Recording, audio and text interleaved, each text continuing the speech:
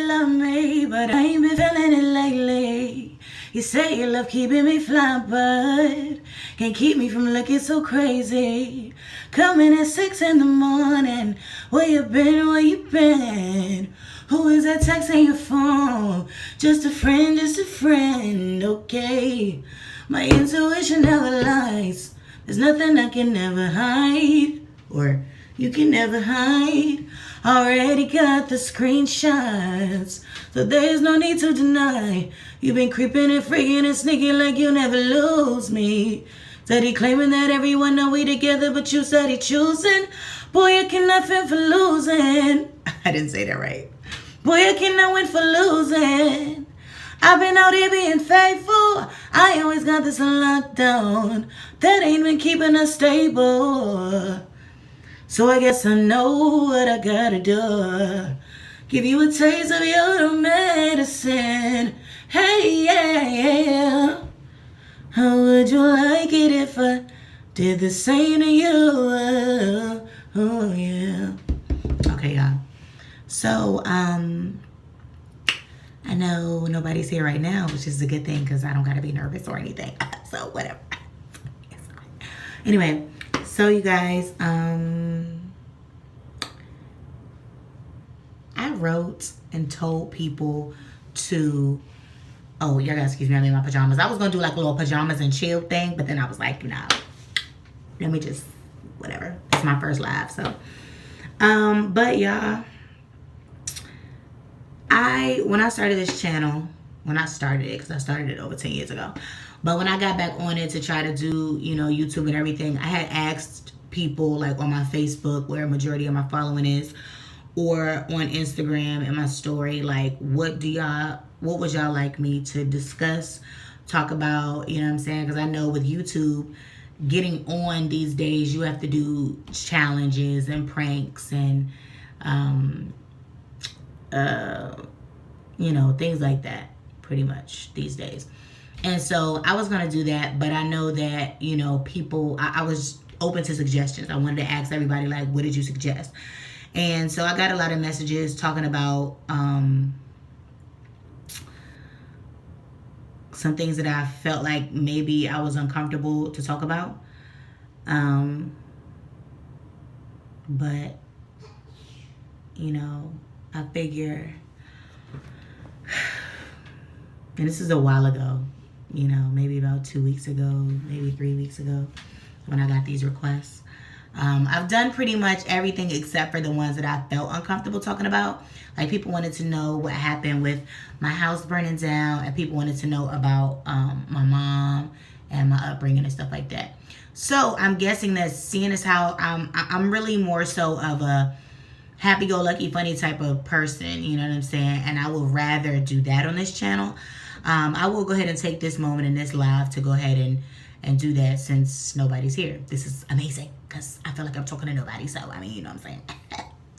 That means only a few people will run across this video. So, hopefully those are ones sent by God. So, anyway, in regards to my house,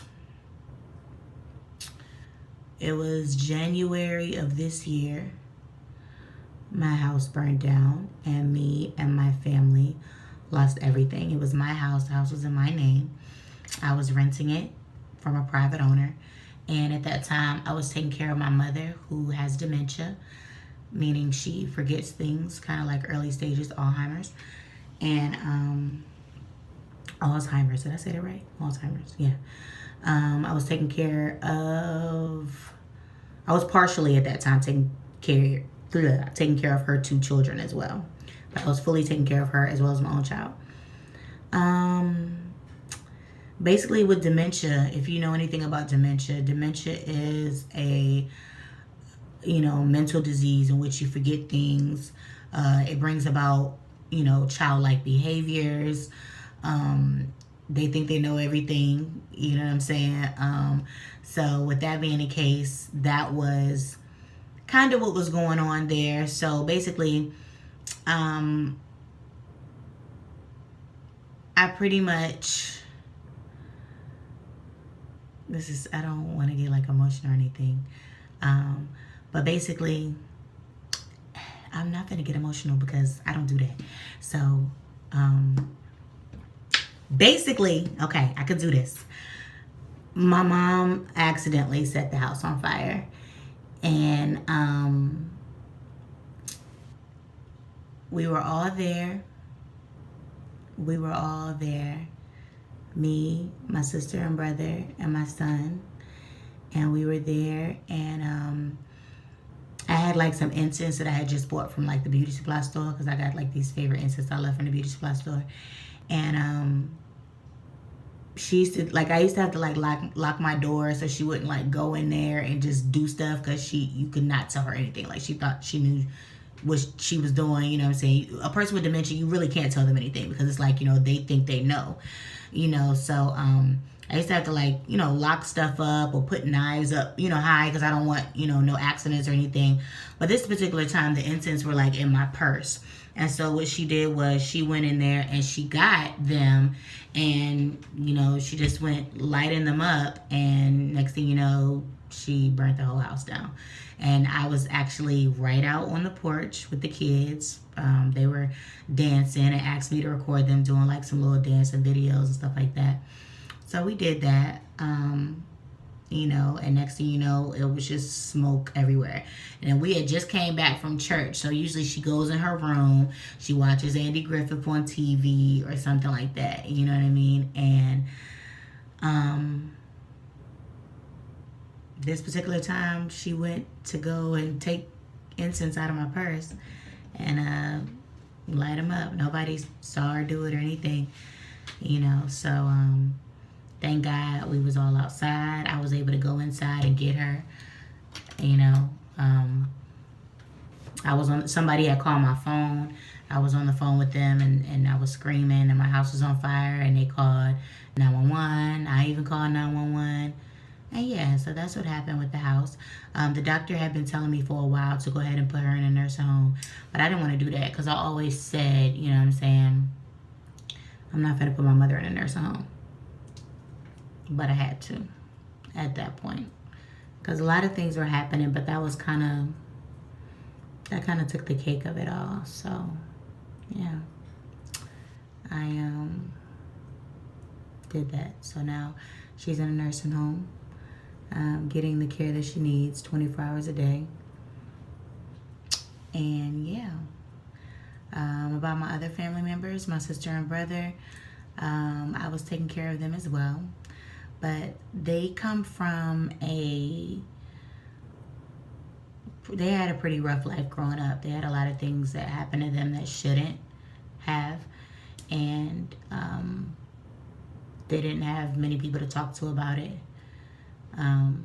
according to them. And one day when they were in DC and I was here in Charlotte, you know, I asked them, how was everything up there? And they were telling me just heartbreaking things, you know what I mean, that kids probably shouldn't have to experience, you know what I mean, that were happening to them. And so I dropped everything and told them that they would have to come down here to Charlotte and live with me and my child, because they were going through some horrible things. But the things that they saw growing up, the things that they've had to experience growing up, you know what I'm saying, I see why it made them the juveniles that they became once they got here, because they started getting in a lot of trouble when they were here, and not with me, but more so like at school, or like, you know, wherever they was outside of my house, whenever they was outside of my house, because they knew big sis didn't play. But at the same time, they would still go, once they got away from me, they would get in trouble with the law and all this other kind of stuff. So they got in trouble so much that they ended up getting placed in the behavioral health center. And from there, they got placed in a group home. And now they're in temporary foster care. Yeah. So, and it wasn't necessarily things that I could help with, you know. I tried to take everybody in. My mother was living in a homeless shelter for years, you know, so I took all of them in. I said, all y'all gotta come home with me, because she's in homeless shelter. She literally called me one day, my mom, and was like, so I'm in this homeless shelter and this man is coming in my dorm room, and he's not you know, he's not knocking or anything. He's coming into my room. You know, we're not allowed to keep locks on our doors. He's coming into, you know, my room, and he's trying to touch me. I'm like, oh, nah, you got to come down here, Mom. Like, nah, we not finna play that. You got to come down here. Because I was the only one down here, and they was all in D.C.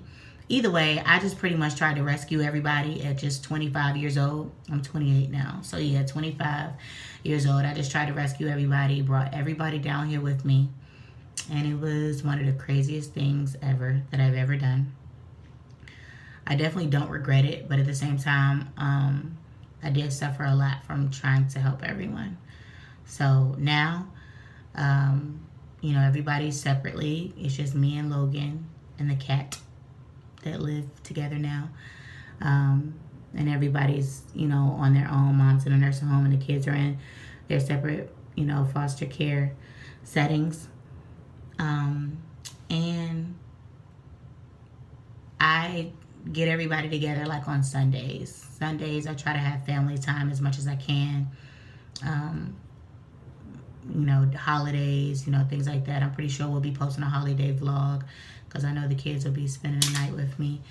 But yeah, I try to just do family things and stuff like that because I tried, you know what I mean? I wanted to give them a better life than what they were living. But sometimes you just can't help being a product of your environment, or a product of the way that you were raised, or the product of the things that you've seen growing up, you know? So when they were in my care, whenever I was not around, like if I was at work, or if I, you know what I mean, if they were at school or something like that, things, you know, just weren't okay. You know, they just weren't okay. So they needed 24-hour care too. Somebody that was going to watch them. I mean, literally, when you go to sleep at night, they would need to be watched. That's how bad it was. But I love and care for them dearly. Those are my babies, my brother and my sister. My mother, love her dearly.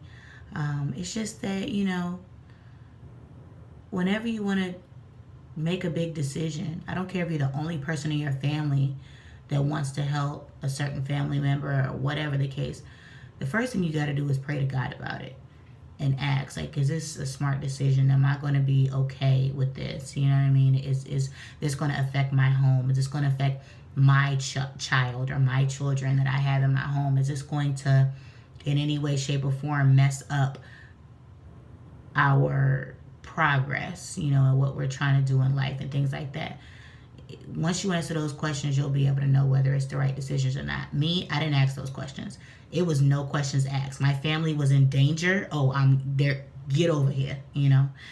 But yeah, you can't save everybody, but you can love everybody, even if that means loving from a distance sometimes. You know. And so with the kids being in their placements and my mom being in hers, I always say, don't worry.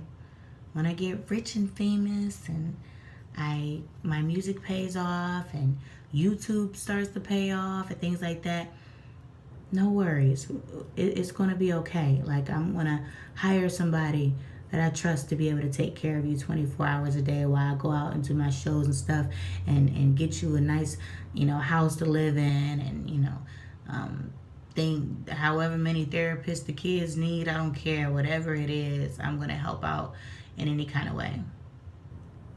You know, so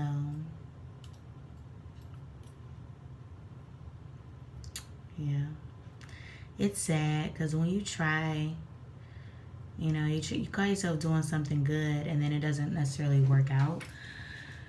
It's just really sad, you know. But anyway, so that's the story. I'm so glad there's 0 people on here right now, and I know you're gonna be looking at it later. Just leave your comment. Leave a comment so I know.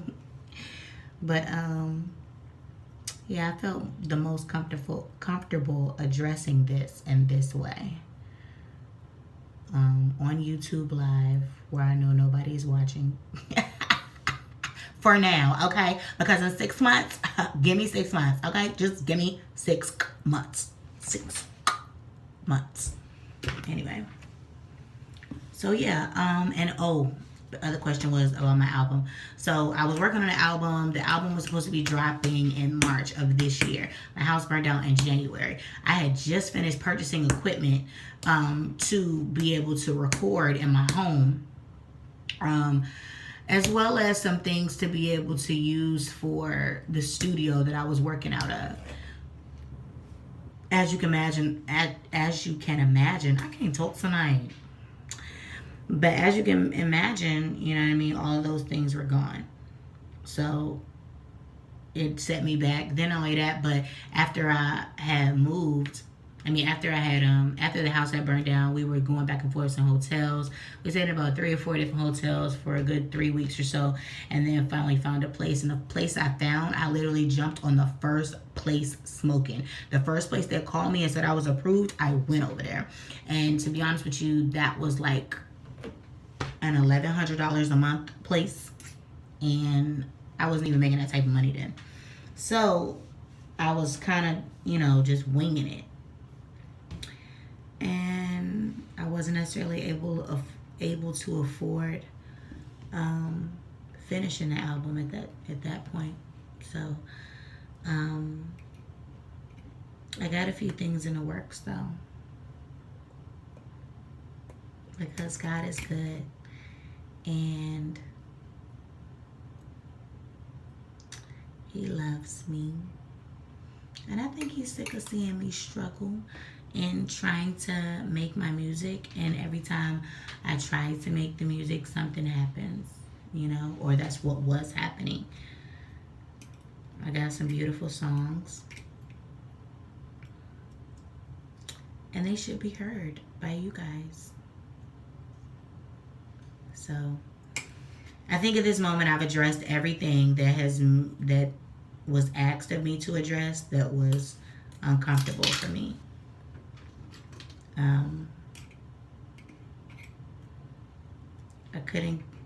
I hope I made myself understandable, I guess you could say, because I definitely want to put it out there without, making anybody look too bad. I'm not going into too many details or anything like that, but when you know, you know. When you don't, you don't. But that's all I got for you. So, well, I'm in my pajamas and I'm gonna go to bed. I don't know why my boobs look so big. I should show y'all this bra my auntie bought me. Is that inappropriate? Okay, maybe not. I was gonna show you. I really do need to learn how to get fitted. How do women get fit for their bra? This is a pajama shirt. Let me see if I can do this without showing too much titty. Okay. All right. Now, does it fit? I don't know what a fit bra fits like. Does that mean it fits? Does it fit? Does it fit? I see a little titty hanging out. Does it fit? Does it? I'm learning. I don't know what size bra I wear. And the last time I was fitted at Victoria's Secret, and guess what they told me I was? A B cup. So I've never been fitted again anymore. But either way, so yeah. Well, there's all my business live in the flesh. Okay? So if you got anything else that you want to talk about, please just let me know. I've been drinking. I can't beat to nothing. I get filthy when that liquor get into me. I've been thinking. I cannot keep my fingers off it, baby. I want you. Nah, nah. Drunk in love. Oh. We woke up in the kitchen saying, how the hell did this shit happen? Oh, baby. drunk in love. We be all night. Next thing I remember is our beautiful bodies grinding up in that club. Okay, y'all, for real, I'm gone. Have a great day, you guys. I love you. Bye-bye. Oh, I forgot I don't know what I'm doing.